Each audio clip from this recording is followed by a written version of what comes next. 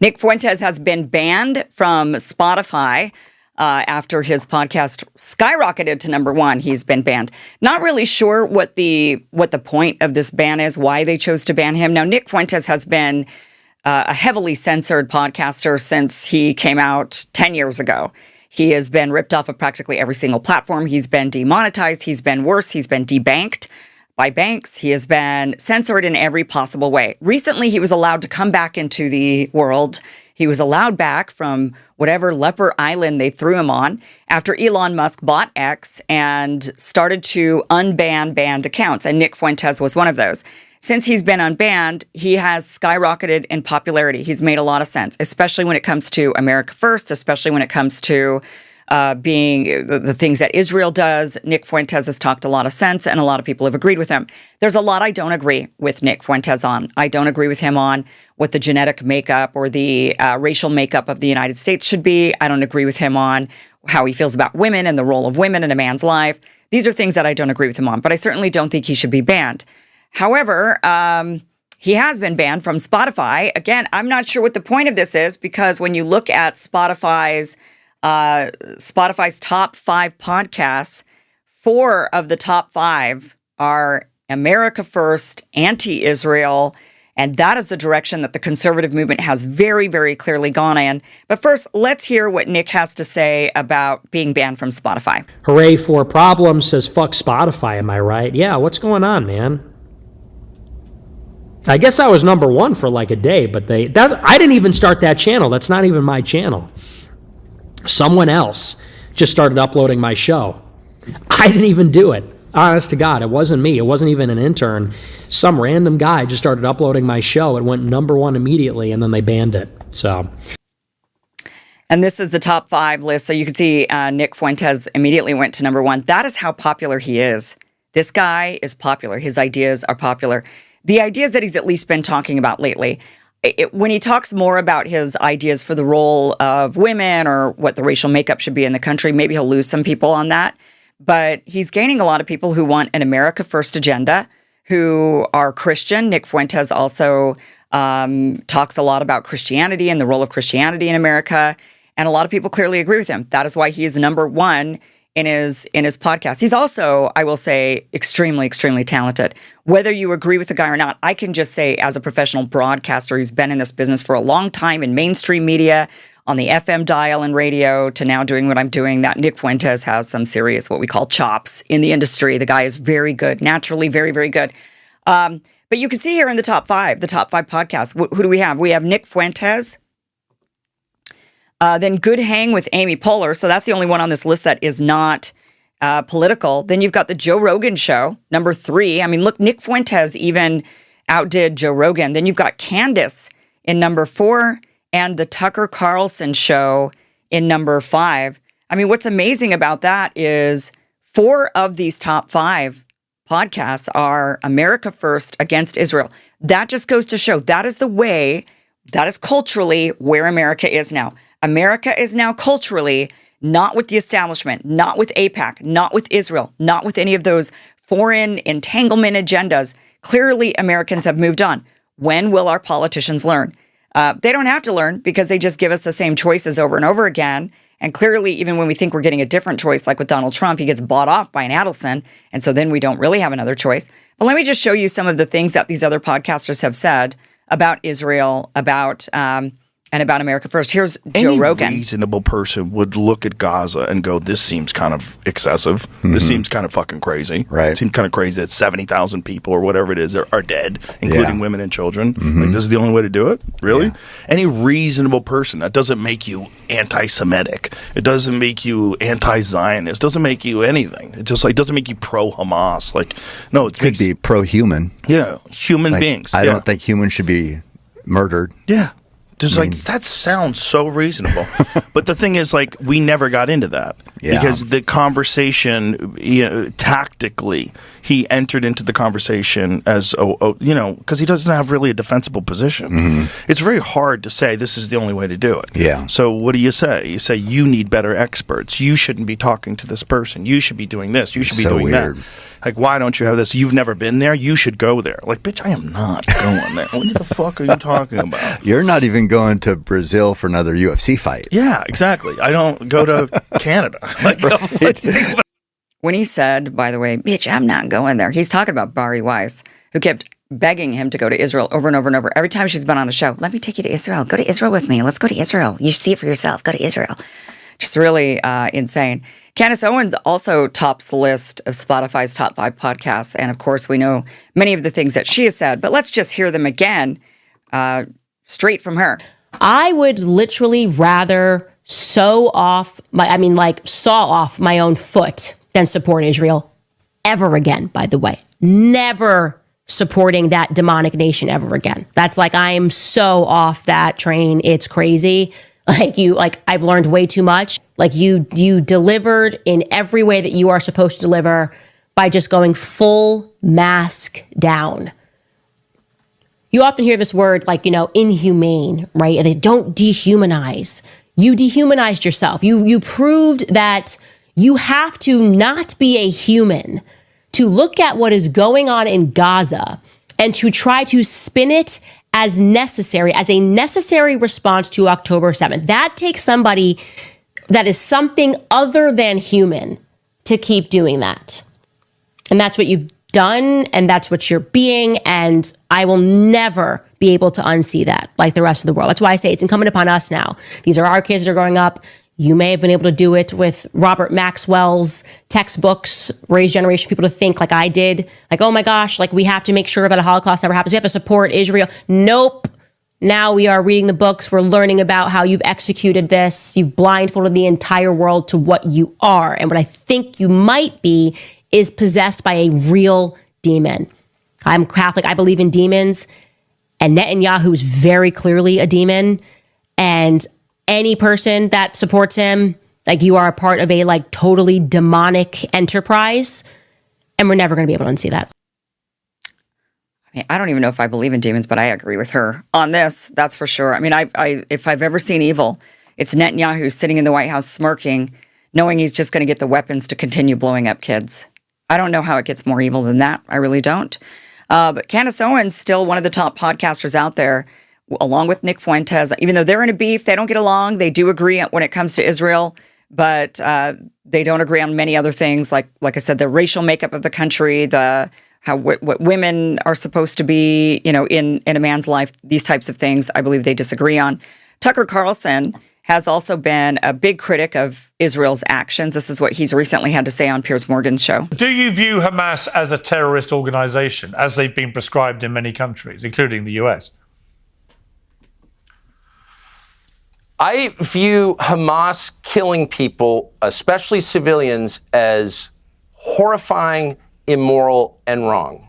And if you think you're going to get me into some semantic game about who's a terrorist and who's not a terrorist, killing people who committed no crime is wrong. Period. That's the basis of Christian belief. It's the basis of Western civilization. Dropping bombs on people who did nothing wrong is a crime. Period.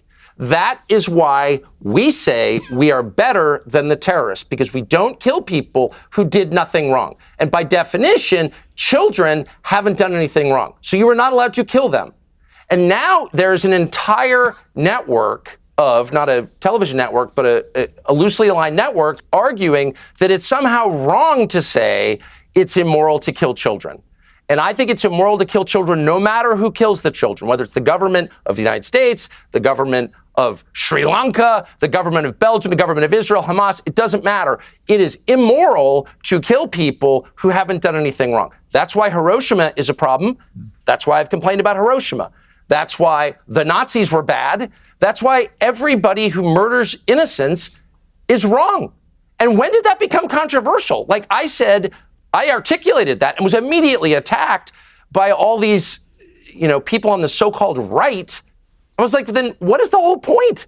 What is the point of living here or having this country if we endorse murdering people who committed no crime?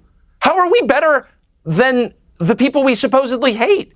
You can't get an answer. Oh, you're a radical jihadi. No, actually, I'm a Protestant Christian who hates radical jihadis. Like, I don't even know what you're talking about. Anyway, that's it. That's the distinction. And by the way, the designation of terrorism grows from that understanding, which was a common understanding before 9/11. If you kill people intentionally who've committed no crime, you are the criminal. And who does that? Terrorists. That's why we call them terrorists. So I'm happy to call anyone who does that a terrorist. That's my definition. That was our working definition before 9/11. And then it just became the people our political class doesn't like. And I was called a terrorist yesterday. You're a terrorist. Okay. Because I espouse nonviolence, which is the basis. It's the basis of Western civilization that you punish only the guilty. So then Piers followed up and asked him, so then is Hamas a terrorist? Are they a terrorist organization? And Tucker said, again, he said, anybody who kills children is a terrorist. And I agree with Tucker on that. The definition is killing innocent people in an act to achieve a political agenda. That would be Zionists. That would be Israel. That would be the United States. When we wage war and we march in trying to do regime change because we want to spread democracy and we terrorize the people by killing their children, and we then say, well, it's because we want you to adhere to our way of thinking. We want you to adopt our political type of government. We want you to be controlled by us. That is terrorism. That is the literal definition of terrorism. Terrorizing people until they comply with your political will. That is what terrorism is. The United States does it all the time. We just watched Israel do it for 2 years straight on a bunch of innocent children, killing them, bombing them, burying them under rubble. And that was for a political agenda, to make a point. So things aren't changing. Things aren't changing as far as the way people feel about Israel, the way people feel about foreign wars, and the way people are feeling in this country about America First agenda. That is clearly not changing. And the fact that the top 5 podcasts, 4 of the top 5 podcasts are people who espouse America First, question Israel. We don't want to be in these wars. We do not agree with killing these innocent children. That indicates that there is something that is changing, and that is the older generation is not able to gaslight us anymore. They're not able to brainwash us.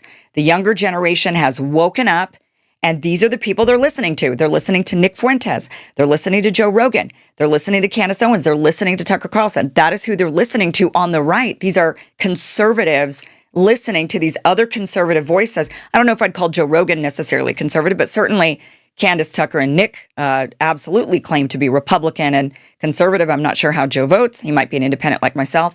But nonetheless, this is a showcasing of the mentality shift that has happened with our youth, that has happened with our country. And, Spotify could sit there and ban all they want. They could sit there and ban, and maybe they had a different reason for banning. I think we all suspect the reasons. It's always if you're anti-war. I mean, Tucker was banned from Fox News for those reasons. If you're anti-war, if you're anti-Israel, you get banned.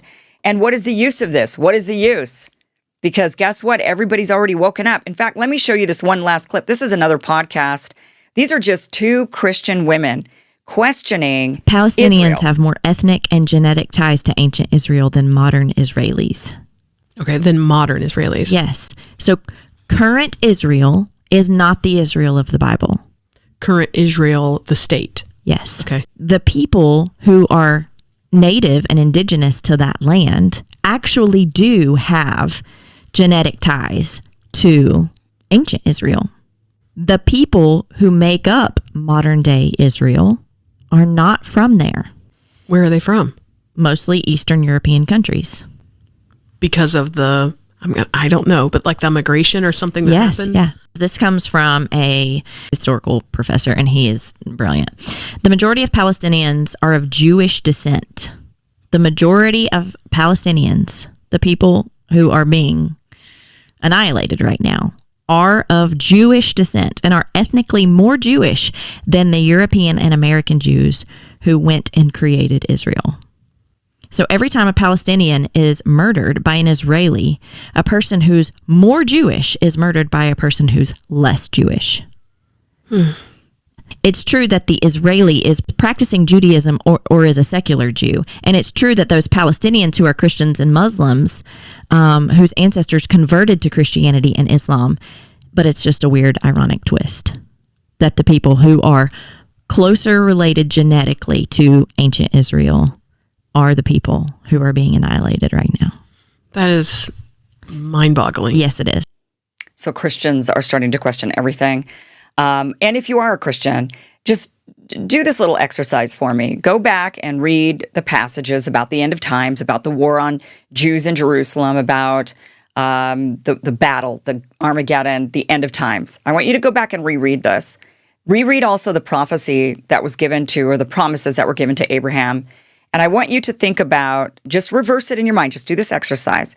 Think of the Palestinians as the real Jews. They're the genetic Jews that are genetically related to Abraham, Isaac, and Jacob. Their ancestors have converted over the thousands of years to Islam, to Christianity, to whatever. They no longer identify as Jews. They don't practice as Jews, but they are the actual blood ancestors of Abraham, Isaac, and Jacob. Go back and read it with that thought in mind and thinking that the modern day Jews who have been backed by every nation in the world, and go back and reread those prophecies and tell me what you see. Because I think you're going to see a reversal in the groups that you think are the good guys and the groups you think are the bad guys, the group that you think is battling the whole world. I don't think it's the modern day Jews. I think much of the whole world has been with them all this time, allowing them to annihilate maybe the true genetic Jews on the land. Read it from that lens. Tell me what you think. But here we are knowing that there is a shift going on. You can ban it, you can censor it, you can silence it, you can do whatever you want. But there is a shift that has happened, particularly in conservative America. And I don't see that changing no matter how much Spotify tries to ban or tries to censor Nick Fuentes. Thank you for watching this clip from the full Kim Iverson Show, which you can catch Monday through Friday, 2 p.m. Pacific, 5 p.m. Eastern at KimIversonShow.com. It is free for you to watch. Again, 2 p.m. Pacific, 5 p.m. Eastern, KimIversonShow.com. See you there.